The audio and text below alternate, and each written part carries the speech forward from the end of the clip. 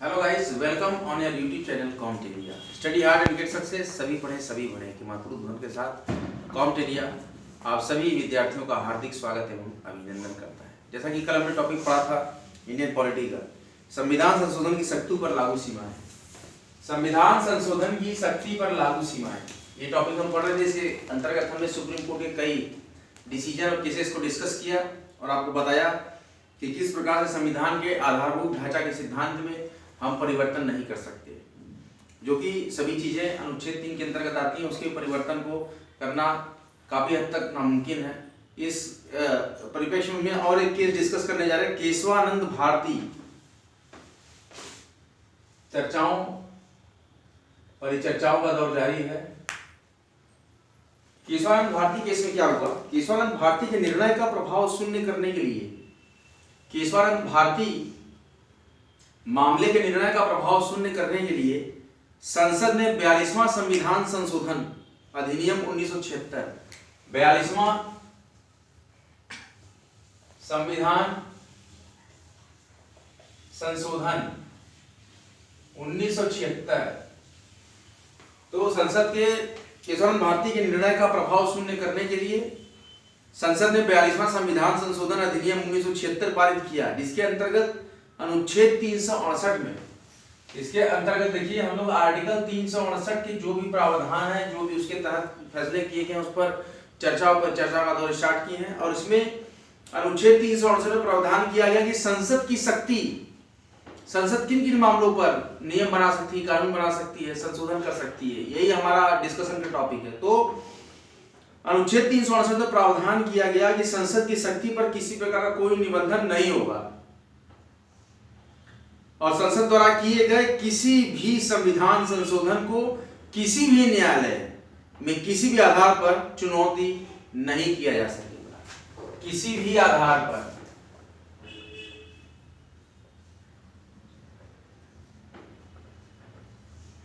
किसी भी न्यायालय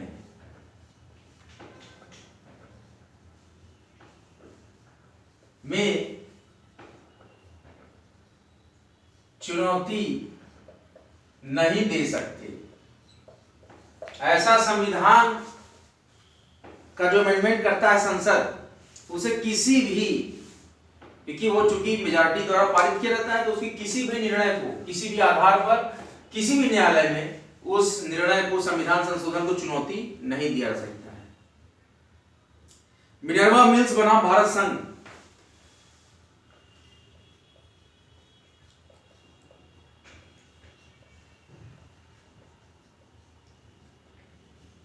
मिनर्वा मिल्स बनाम भारत संघ 1980 का मामला। मिनर्वा मिल्स बनाम भारत संघ 1980 के मामले में सुप्रीम कोर्ट ने अनुच्छेद 368(4), कौन कौन से अनुच्छेद? अनुच्छेद 368(4), अनुच्छेद 368(5). सुप्रीम कोर्ट ने अनुच्छेद 368(4) और अनुच्छेद 368(5) को अवैध घोषित कर दिया। मिनर्वा मिल्स मामले में क्या कर दिया गया? ये सभी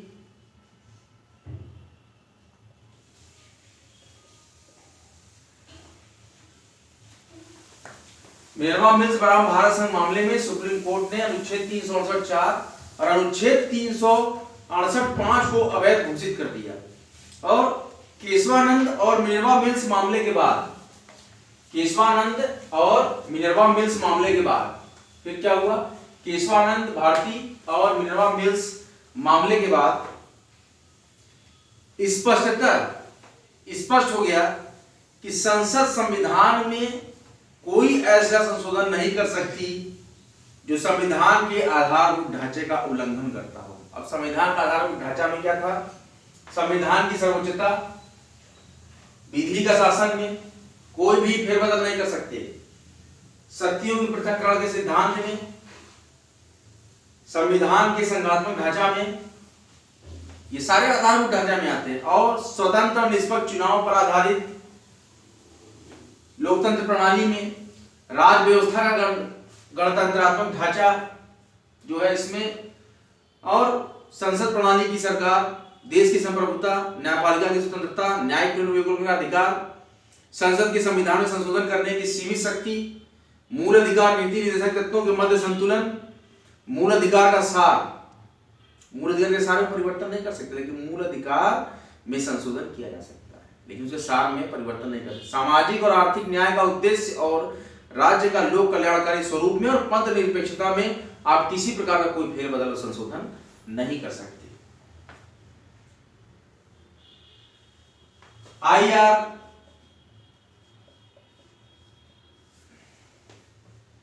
कोइल्हो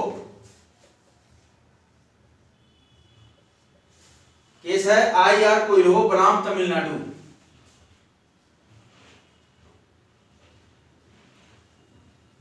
इस केस में क्या हुआ डिस्कस करेंगे। आईआर कोइल्हो बनाम तमिलनाडु, ये है 2007 का। इसमें क्या कहा गया, आईआर कोइल्हो बनाम तमिलनाडु राज्य मामले में सुप्रीम कोर्ट ने पुनः संदेहों का निराकरण करते हुए ये रिवाइज किया कि संविधान का आधारभूत ढांचा असंशोधनीय है। क्या है, संविधान का आधारभूत ढांचा असंशोधनीय है। कहा कि संविधान का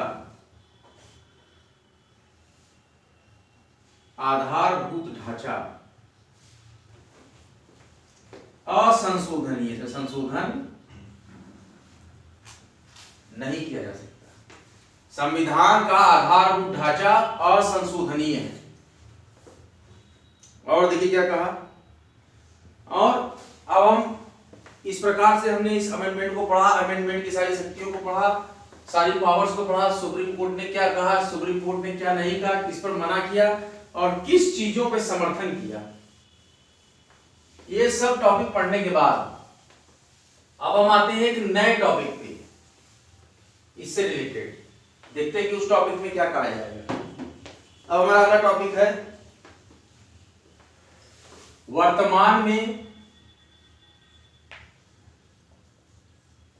संसद, प्रेजेंट में जो है संसद की संविधान संशोधन की, संसद की संविधान संशोधन की संवैधानिक स्थिति क्या है।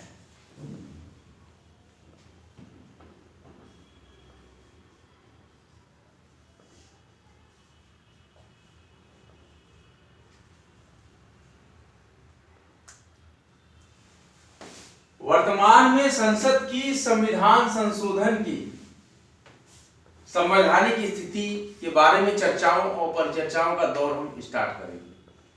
हमने कई केसेस पे डिस्कस किया, केशवानंद भारती, मेनवा मिल्स और आईआर कोइल्हो। इसके बाद हमने जो निकाला निष्कर्ष और जो हमने बताया आपको, उसके बाद अब हम डिस्कस करने जा रहे हैं वर्तमान में संसद की संविधान संशोधन की संवैधानिक स्थिति के बारे में चर्चा और परिचर्चाओं का हम विंडो ओपन कर रहे हैं। संसद जो है क्या कर सकता है, संसद मूल अधिकारों, सबसे पहला पॉइंट हम पढ़ते हैं कि संसद अब एकदम वर्तमान लेटेस्ट खबर आपको बताई जाएगी कि अब क्या करता है संसद। संसद मूल अधिकारों, संसद मूल अधिकारों सहित किसी भी उपबंध में संशोधन कर सकती है।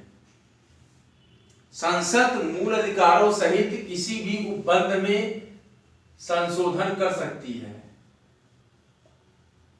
लेकिन यहां एक बाउंड्री कंडीशन लगाई गई है। लेकिन क्या कर सकती है, यह संशोधन संविधान के आधारभूत ढांचे के विरुद्ध नहीं होना चाहिए, लेकिन यह संशोधन संविधान के आधारभूत ढांचे के विपरीत नहीं होना चाहिए, विरुद्ध नहीं होना चाहिए।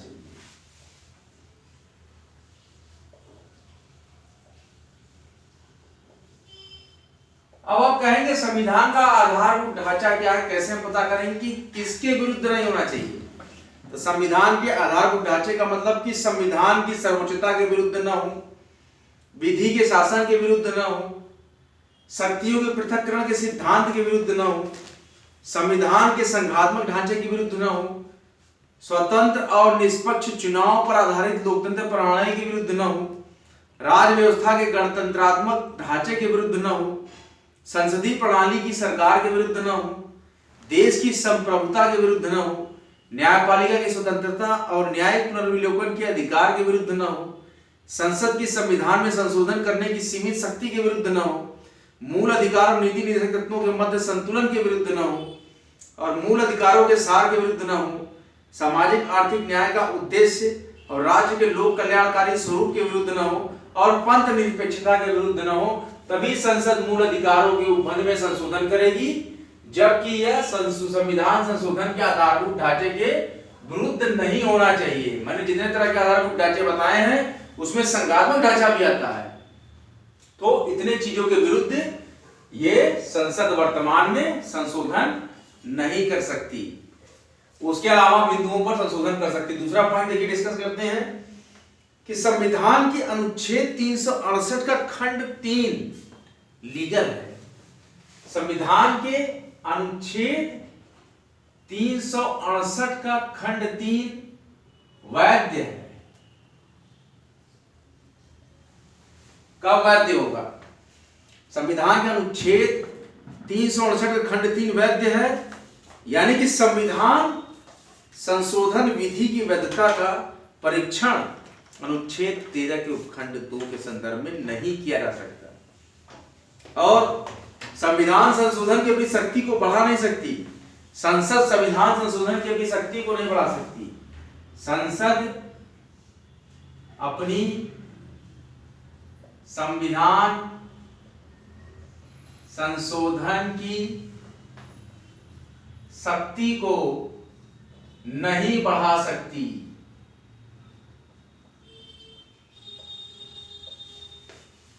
क्या कहता है पॉइंट कि जो वर्तमान में संसद की संविधान संशोधन की संवैधानिक स्थिति है उसमें कहा गया है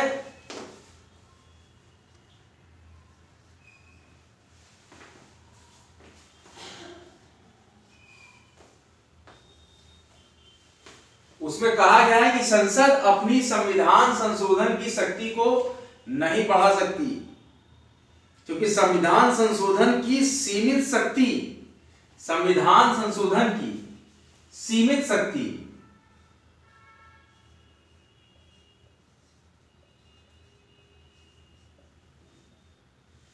क्योंकि संविधान संशोधन की सीमित शक्ति भी आधारभूत ढांचा का हिस्सा है। यह भी आधारभूत ढांचे का हिस्सा है। मैंने बताया था आपको, मैंने बताया था कि संविधान संसद प्रणाली की सरकार और संसद की संविधान में संशोधन करने की सीमित शक्ति, यह भी आधारभूत ढांचा है। वही चीज मैं बता रहा हूं कि उसके ढांचे का हिस्सा है और आधारभूत ढांचे का सिद्धांत भूतलक्षी प्रभाव से नहीं भविष्यलक्षी प्रभाव से लागू किया गया है, यानी कि आगे तक फ्यूचर में भी वही मान्य होगा, उसमें आप संशोधन नहीं कर सकते। सीमित शक्ति का अधिकार संसद, ये भी कहा गया है संविधान के हमारे आधारभूत ढांचे में, जिसमें कि संघात्मक ढांचा भी उसी के अंतर्गत आ जाता है। अगर संविधान संशोधन अधिनियम की 9वीं अनुसूची में शामिल कर दिया जाए, अगर संविधान संशोधन अधिनियम को 9वीं अनुसूची में शामिल कर दिया जाए, अगर संविधान संशोधन अधिनियम को 9वीं अनुसूची में शामिल करें, तो अगर हम संविधान संशोधन को 9वीं अनुसूची में शामिल कर दें तो भी न्यायपालिका की न्यायिक पुनर्विलोकन शक्ति सीमित नहीं होगी। तब भी न्यायपालिका की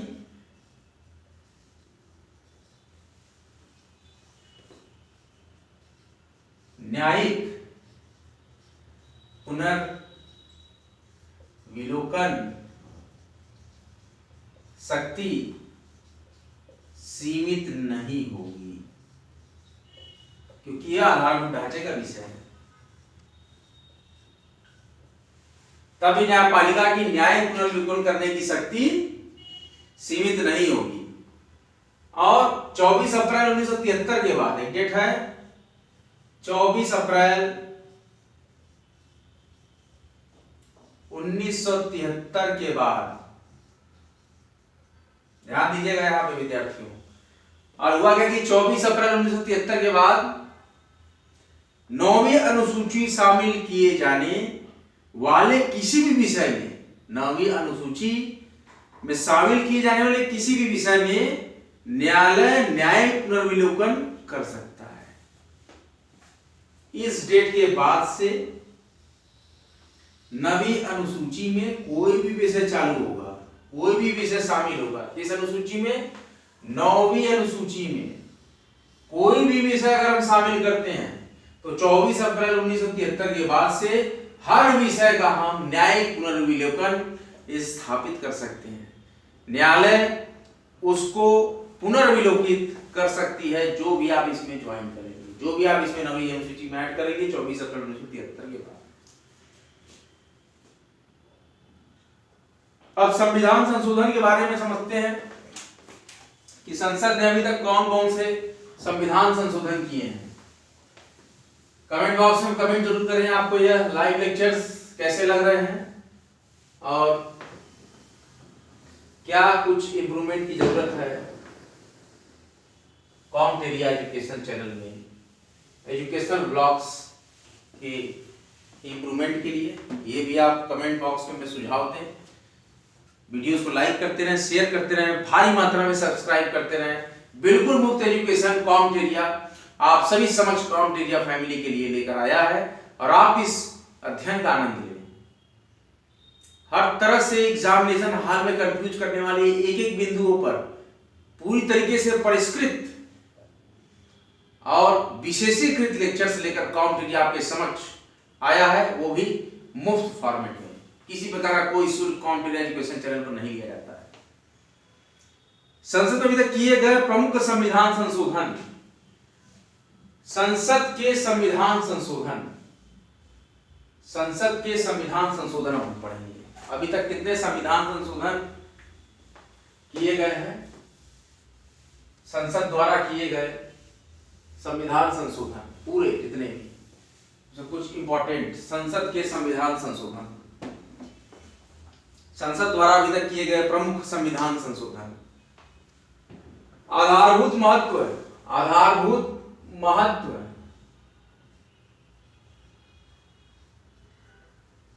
के संशोधन, आधारभूत महत्व के परिप्रेक्ष्य में संशोधन में पहला संविधान संशोधन अधिनियम 1951, पहला संविधान संशोधन अधिनियम 1951।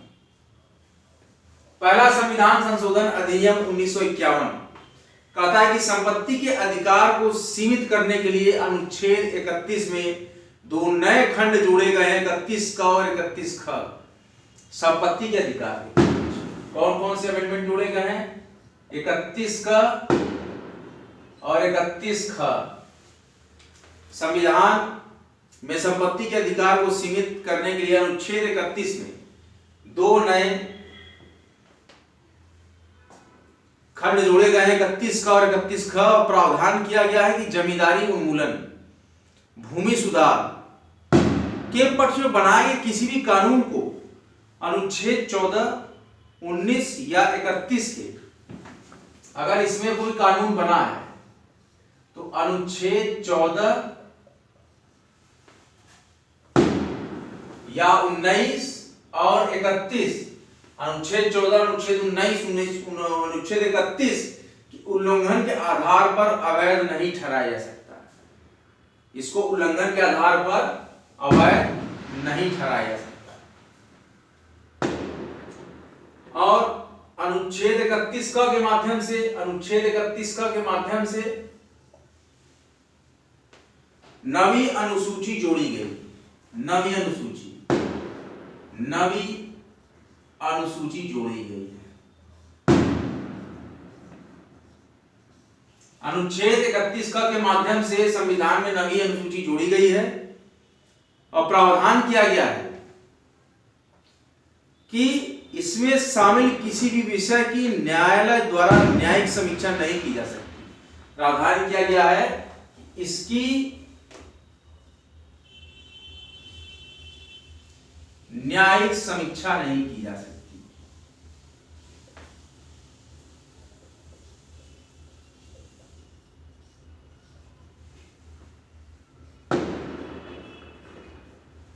लेकिन मैंने बताया था कि 24 अप्रैल 1973 के बाद से नवी अनुसूची के भी सारे विषयों पर न्यायिक पुनर्विलोकन किया जा सकता है। ये भी एक तथ्य है।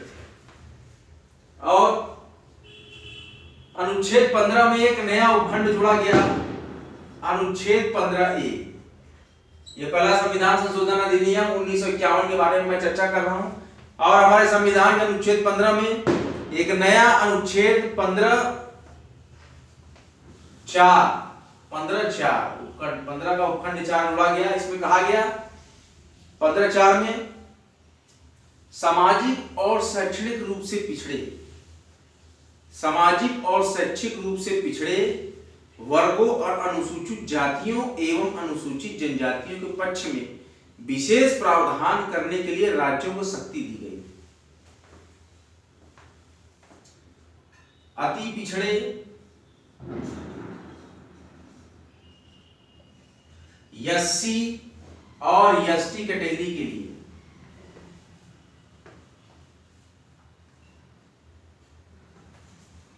विशेष प्रावधान किया गया 15(4) में विशेष प्रावधान। और वह राज्यों को स्वतंत्र अधिकार, इस पे नियम बनाने का, राज्यों को शक्ति प्रदान करेगा। और इसके परिप्रेक्ष्य में राज्यों को शक्तियां प्रदान की। इसमें संविधान के अनुच्छेद 15(4) में पिछड़े वर्ग, एससी और एसटी के लिए विशेष प्रावधान करते हुए और राज्यों को शक्तियां प्रदान की गई कि उनके प्रति वह कानून बनाए।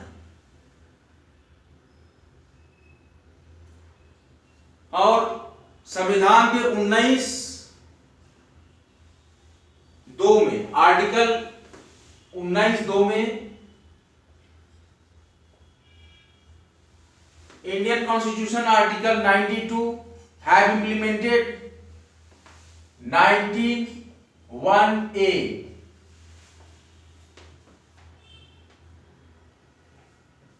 इसमें भाषण और अभिव्यक्ति की स्वतंत्रता पर अनुच्छेद 19(1) का भाषण और अभिव्यक्ति की स्वतंत्रता पर 3 और प्रमुख कारणों से युक्त निर्बंधन लागू किए गए। इन प्रतिबंधों के आधार है लोक व्यवस्था, अपराध उद्दीपन और विदेशी राज्यों के साथ मैत्रीपूर्ण संबंध। ये भी अमेंडमेंट किया गया।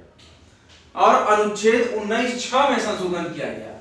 आर्टिकल 19(6) में, आर्टिकल 2 में 19(1) का बनाया गया खंड में, और 19(6) में अमेंडमेंट करके अनुच्छेद 19(1)(6)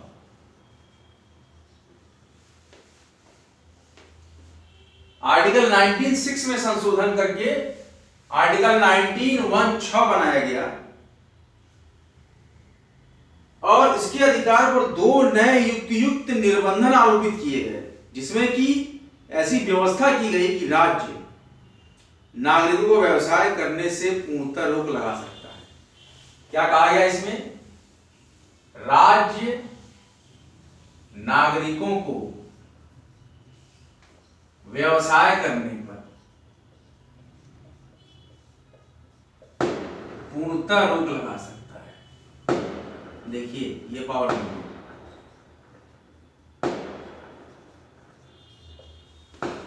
राज्य नागरिकों को व्यवसाय करने से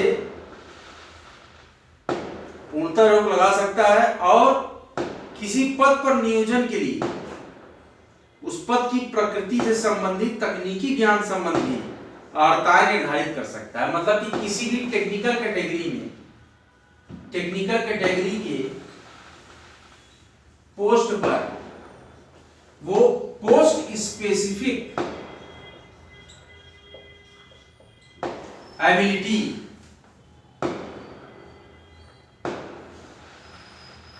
की शर्त लगा सकता